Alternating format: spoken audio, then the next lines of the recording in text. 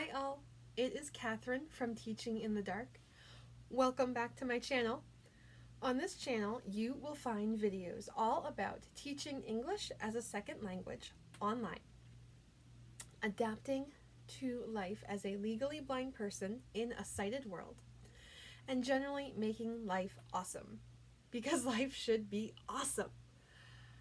Today, we are starting a brand new series all about how to teach English as a second language online. So how to teach ESL online. Teaching ESL is an interesting line of work. It's a lot of fun. And you can teach online or in person, and there are differences. So if you are a brick and mortar ESL teacher, or you're a brick and mortar teacher in general, or you're just interested in maybe starting a new adventure, I hope this series can be very helpful for you, and you can start to get some ideas about how you would change your techniques and maybe some helpful tips and tricks to get you going in the right direction and really help you be the best teacher you can be. If you like this video, please give it a thumbs up. Please subscribe to my channel and hit the bell so that you are notified every time I post a new video. And let's get started. So today, in part 1, we are going to talk about TPR. What is it? Why should you care? And how can you use it? How can you use it effectively in your classroom? So let's get into it. TPR stands for Total Physical Response. And what that means is when you say a word, when you teach a student a vocabulary word, you're not just saying the word, but you are connecting that word with a movement to help the student understand the meaning and to help them connect the meaning with what you're saying. So there are 2 types of TPR. You can use TPR to give instruction, instructional TPR.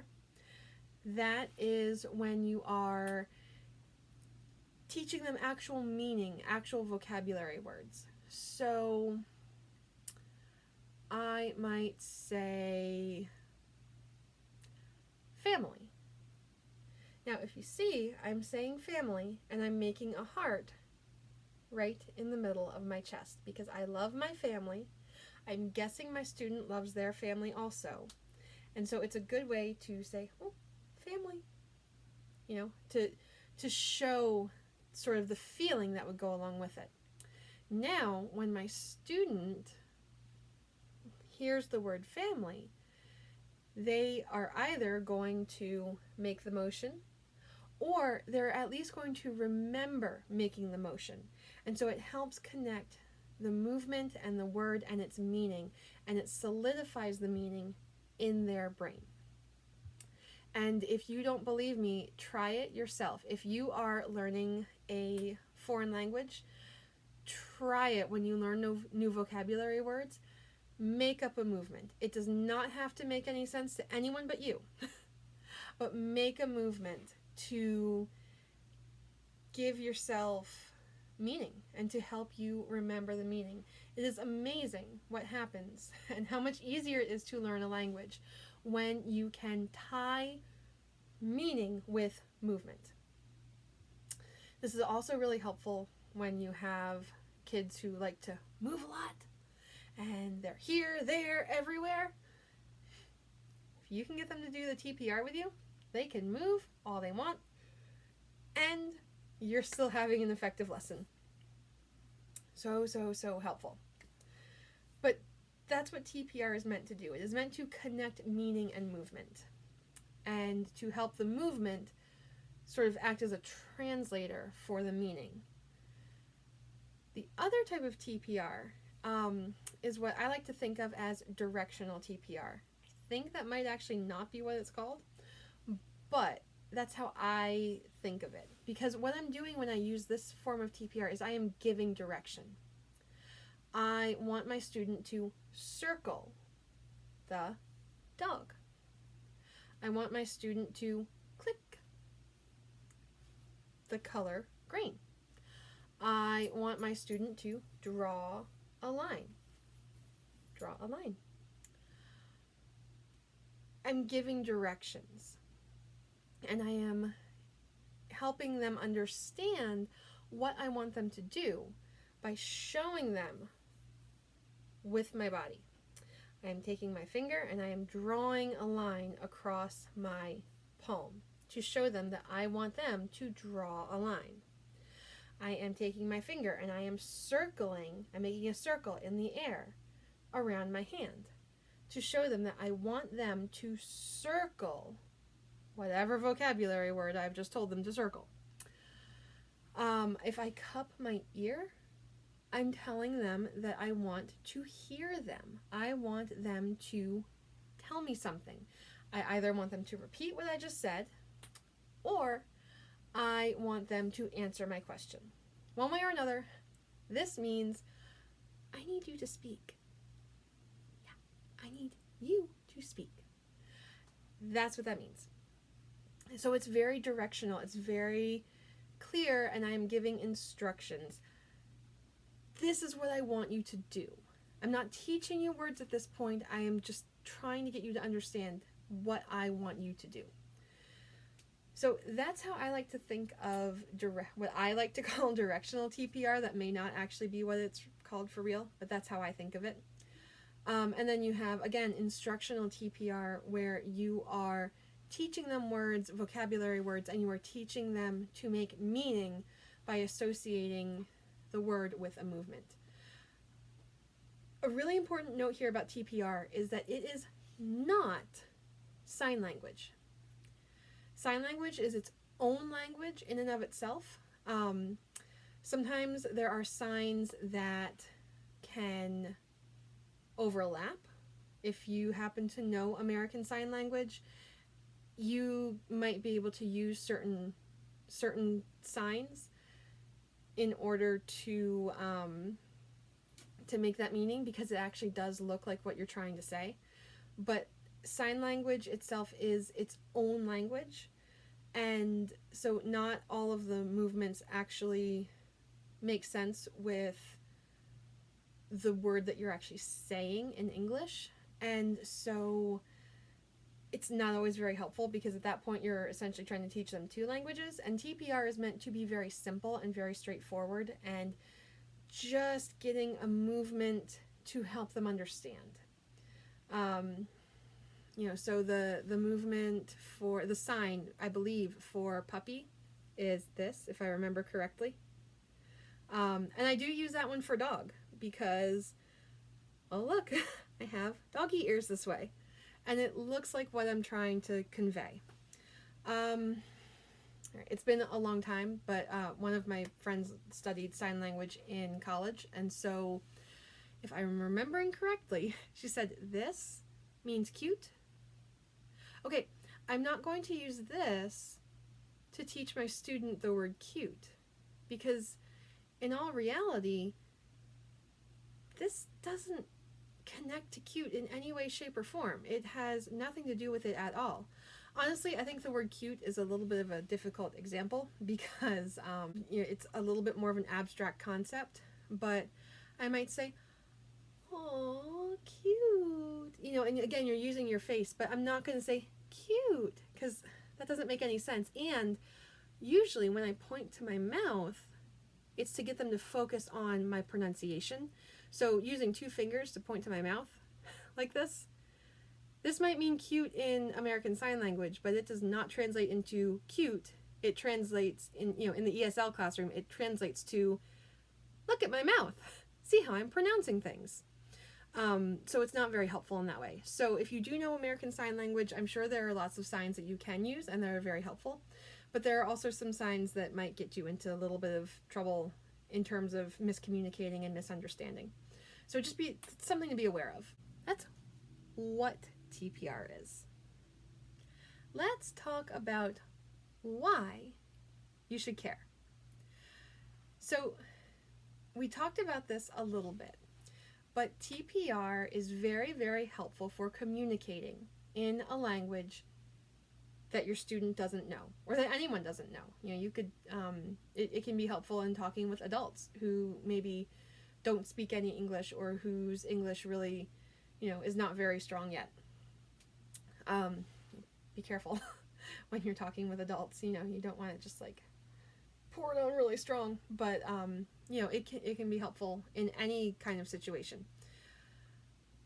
The reason it's important is because it connects, it bridges the body and the brain to make meaning out of words. You're creating a bridge, and you're creating a way for your students to remember meaning. So you're not just helping them understand meaning in the moment, but you're helping them remember it. So when I say dog, if I can get my student to also make the dog ears, they will remember dog. They'll remember what it is, because not only do I now look like I have dog ears, but they've put the dog ears on themselves, and no matter where they are, if they see a dog, or if they are taking an exam and they see the word dog or hear the word dog and need to translate it, they, even if they can't make the motion, because, you know, if you're in exams, they tend to frown on moving in all kinds of crazy ways, but they can at least remember the movement, even if they can't do the movement, and that will help them remember the meaning. So it really connects meaning, and really reinforces those patterns. The other reason TPR is super helpful is, again, it helps your students understand what you're saying. Because if you don't speak English and you have this crazy lady from the other side of the world talking at you through a screen, saying all these words that you don't understand, it's not going to be very helpful if she's not making movements to show you what she means, right? If you can just imagine, if you are studying, let's pretend that, you know, you're that student and you're taking Chinese lessons, and you don't speak Chinese, and you have a Chinese teacher on the other side of the world saying all these words in Chinese, and you have no idea what she means, it's really helpful if she's adding movement to show you. So that's what TPR does. It shows meaning as well as creates a physical bridge, a physical link to help you remember and connect the meaning. And that's why it's important. So if you can get your students to do the TPR with you, that's even better. That's ideal, really. Some just won't. I've had students who refuse from day one, and there's only so much you can do to get them to do it. Some love doing the TPR. I'll do a movement and they're like, oh, eat, you know, and they'll copy me, or they'll say it and they'll do it. And that's awesome. It's the best thing ever to see them doing that, because, again, it helps them. And I know when they do the movement that they really get it. They understand what I'm saying, and they understand what's going on. The other reason TPR is very helpful is if you are trying to help a student understand a word, and maybe like they know the word but they don't remember it right off, the TPR, you doing some TPR can actually be just enough to jog their memory. So I had a student the other day who was reading a sentence, and it was something along the lines of, he wears a helmet while riding his bike. And my student couldn't remember what the word helmet meant. He didn't know what it meant. And so I said, oh, like a helmet. And this was all he needed, just helmet. To remember that a helmet is a hard hat that you put on your head to keep your head safe. And he knew. The second I did this, he's like, oh, helmet, I got it. I did double check to make sure that he knew I wasn't talking about a hat, that I was talking about a helmet, and that they are different. which he did. He totally knew that. But it was just enough to make him remember, oh, yes, that's right. Now I remember what this word means. So that's why TPR is very helpful. Now, how in the world do you go about using TPR in the classroom? If you are in a face-to-face brick-and-mortar classroom, it's a little bit easier because you have your entire body. Your students can see from your head to your toes. And so if you are talking about kicking a soccer ball, you can just use your foot and kick the soccer ball. Or you can have them stand up and use their feet to kick a soccer ball. When you're teaching online, you don't have the same luxury because it's a limited space. We only have this little area of ourselves that actually shows up on camera. You can't see my legs right now, so you can't see that I'm kicking a soccer ball. And even if I told you to stand up and kick the soccer ball, I probably couldn't see that you're kicking the soccer ball with your foot. And you probably don't know what I'm trying to tell you to do anyway because you can't see my feet. So instead, we have to rely a lot more on our hands and our faces when teaching ESL online. So to do TPR online, I would say kick, kick. Now, I might still use the TPR if I'm going to say the word sit. You can do it like this, sit. You can also, now let's see, I like to stand when I teach, so I am already standing, but I might go ahead and say sit. That looks like I'm sitting, right? So you can still sort of use that total physical response, but it's a little bit trickier. You have to be a little bit more creative. I'm already standing, so if I say stand, where do I really go? But I could say stand, whoop, stand. Or I could, if I really wanted to, rise up on my tiptoes, stand, and hopefully they get the idea from that. So that's how you use TPR in the online classroom. You can use it for that, and again, you can use it to give instruction, to tell them to circle, to count. You can tell them to click or point. You can tell them to draw a line.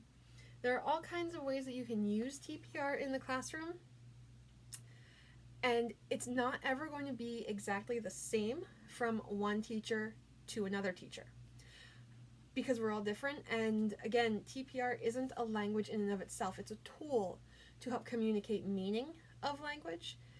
And so what I choose for my TPR may not be what you choose for yours. The only real rule with TPR is that you are consistent.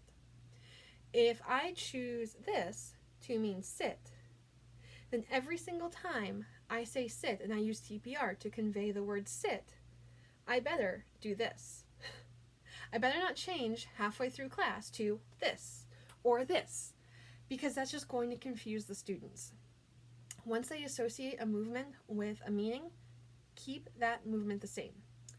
I have, my method of using TPR has changed over the time that I've been teaching with VIP Kid.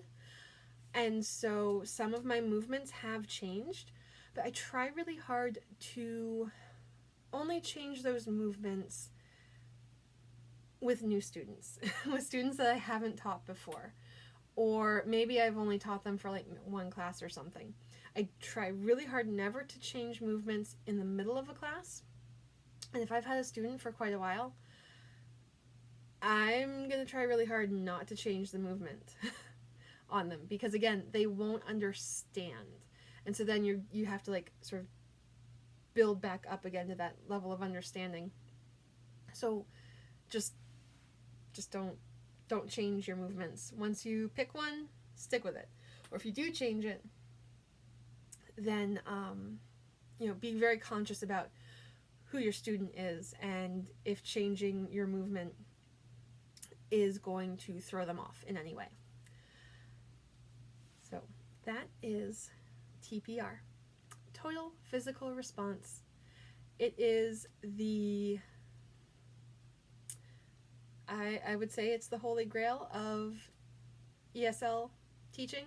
I honestly think it's the holy grail of any language learning. It's incredibly helpful. Again, if you want to give it a try and you are trying to learn another language yourself, give it a try. When you are studying, make up some movements that you can associate with the meanings of particular words. You're going to see real fast how incredibly helpful it is to have that movement and associate that movement with the meaning. It's a lot better to do it that way than to simply run flashcards constantly, or to just like continually, oh, what does that word mean? Oh yeah, this is the meaning. You know, if you instead say, this is the word, this is what it means, and here's what I do every time I hear that word.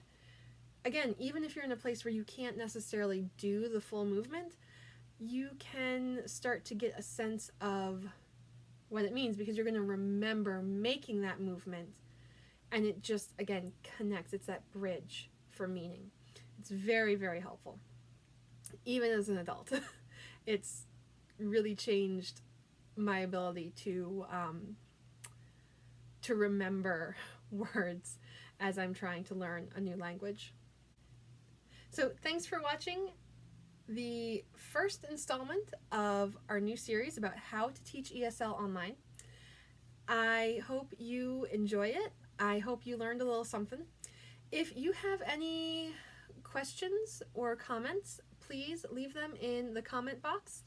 I would love to hear from you and to find out what you want. What would be helpful for you to learn about teaching ESL online? What kind of techniques, tips, tricks are you interested in? If you have any other tips about how to incorporate TPR in the online classroom, please also leave a comment below. I would love to hear more ideas. TPR is definitely something that has taken me a while to understand and to really get good at using, and honestly, I am still not fantastic with it. I definitely have seen teachers who are amazing at TPR, and I just am in awe of all of you who are so good at it. So if you have any more tips, tricks, ideas, comments in that way, please also let me know. And if you are interested in becoming a VIP Kid teacher, I am going to leave my referral link in the description box below. If you would like my help with the hiring process, please use my referral link. I would very much appreciate that. And then when you have done so, go ahead and send me an email so that I know you've used my link and that I have a way to contact you and answer your questions. I will also leave my email address in the description below. All right, everyone, I hope this has been helpful, and until next week, I will see you next time. Bye, everybody.